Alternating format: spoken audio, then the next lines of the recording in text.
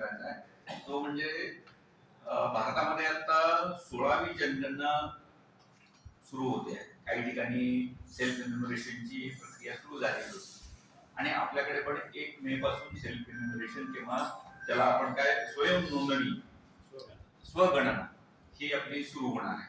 त्याच्या अनुषंगाने आज जिल्हाधिकारी कार्यालयामध्ये प्रशिक्षण ठेवलेलं होतं. फील्ड ट्रेनर जे आहेत त्यांचं 3 दिवसाचं प्रशिक्षण ठेवलेलं होतं.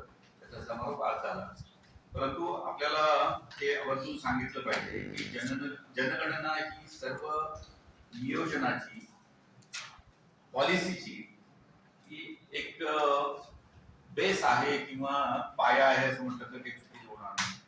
जनगणनेमध्ये जी काही माहिती जनतेकडनं संकलित होणार आहे ही माहिती गृहीत धरूनच आपण त्याच्यावर पुढचं नियोजन करणार असतो. जनगणना ही काही पहिल्यांदा होत नाहीये. स्वातंत्र्याच्या पूर्वीच्या काळापासून आतापर्यंत 15 जनगणना झालेल्या आहेत आणि 16वी जनगणना ही येऊ घातलेली आहे आपल्याकडे. 1872 ला पहिली जनगणना झालेली होती आणि आता स्वातंत्र्यानंतरची 8वी जनगणना. पूर्वी 8 झाल्या, ही 8वी स्वातंत्र्यानंतरची. फक्त एकच वैशिष्ट्य यावेळेच्या जनगणनेचं असणार आहे की पूर्वी आपण पाहिलेलंही असेल की मोठ्या कागदाच्या वेगवेगळ्या रकान्यामध्ये माहिती हाताने भरली जायची. परंतु आताच्या डिजिटल क्रांतीच्या जमान्यामध्ये आताची जनगणना सुद्धा डिजिटल पद्धतीने होणार आहे. आपल्या घरी जो प्रगणक भेट देणार आहे, जो माहिती संकलित करणार आहे, आपल्याला जो काही प्रश्न विचारून काही माहिती जाणून घेण्याचा प्रयत्न करणार आहे आणि त्याची नोंद ही पूर्णपणे डिजिटल होणार. त्यामुळे भारतीय स्वातंत्र्याच्या इतिहासातली ही पहिली डिजिटल जनगणना राहणार आहे. ही जनगणना जो जनगणना अधिनियम 1948 आहे त्याप्रमाणे जो काही अधिकार शासनाला प्राप्त झालेला आहे त्यानुसार करण्यात येणार. ही जनगणना 2 टप्प्यामध्ये करण्यात येणार. बऱ्याच वेळेस हे टप्पे आपल्याला डिफरन्शिएट किंवा वेगवेगळे माहीत नसल्यामुळे लोकांना असं वाटण्याची शक्यता आहे की 1 मे पासूनच आपण शिरगणती किंवा ज्याला खानेसुमारी किंवा प्रत्यक्ष मोजणी म्हणतो ती करण्याची सुरुवात होणार आहे अशी आपल्याला वाटण्याची शक्यता आहे. परंतु मी आपल्याला सांगू इच्छितो की पहिला टप्पा हा घर यादी करण्याचा, घरगणना करण्याचा. त्याच्यामुळे प्रत्यक्ष जनगणना ही आपल्याला 2027 मध्ये म्हणजे व्यक्ती मोजण्याची गणना जी आहे ती 2027 मध्ये करायची आहे.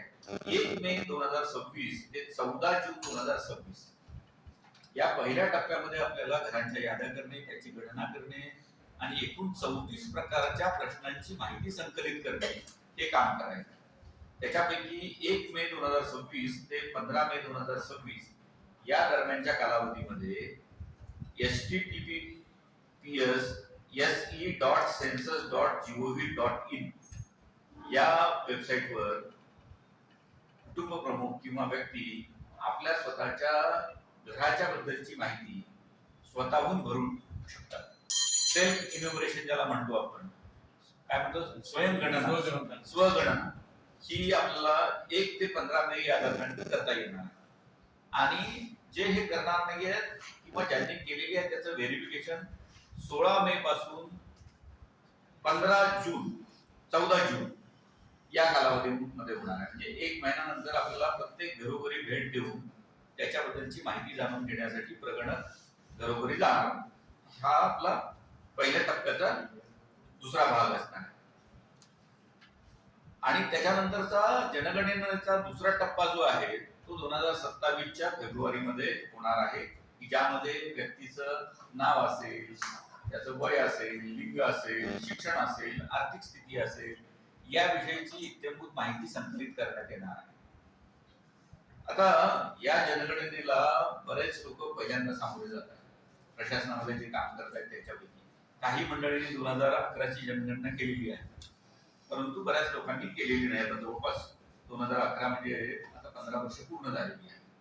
आणि त्यामुळे जे जनगणनेचं काम करणारे लोक आहेत यांना प्रशिक्षित करणं हा सगळ्यात महत्वाचा टप्पा आहे आणि तो टप्पा आता जवळपास पूर्णत्वाला जातो.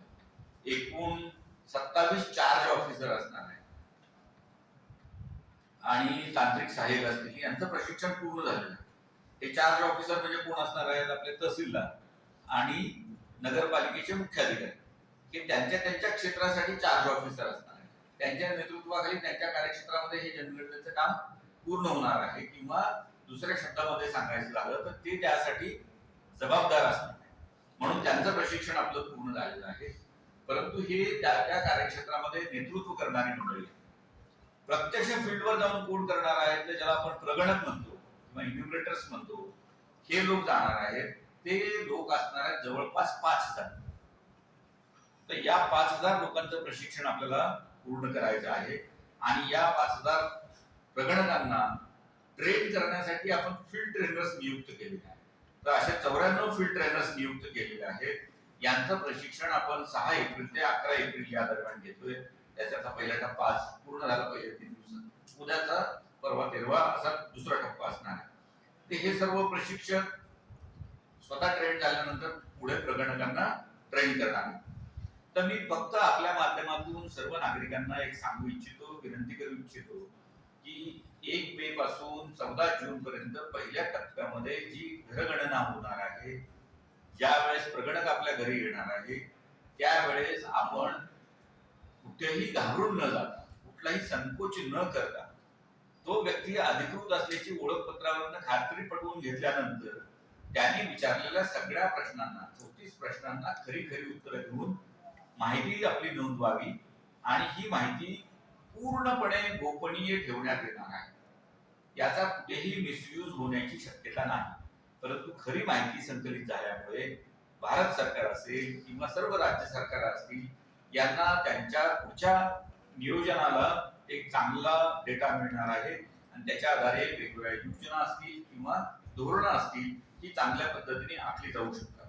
आणि सर्व नागरिकांना आणखी एक विनंती करतो की आपण यामध्ये कुठला तरी लाभ आपला काढून घेतला जाऊ शकेल असा गैरसमज कृपया बाळगू नये. या माहितीच्या आधारे तसा गैरसमज केल्यामुळे खोटी माहिती दिली आहे